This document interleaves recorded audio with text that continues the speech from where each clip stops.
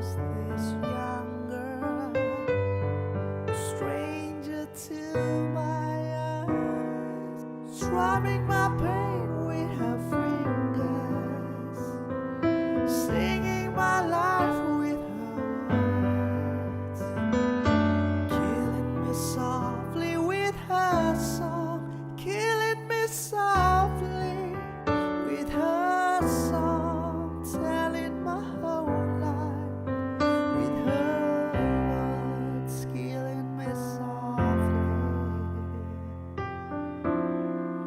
with her song.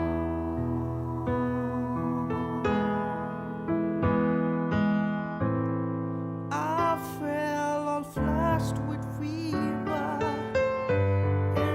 embarrassed by the crowd.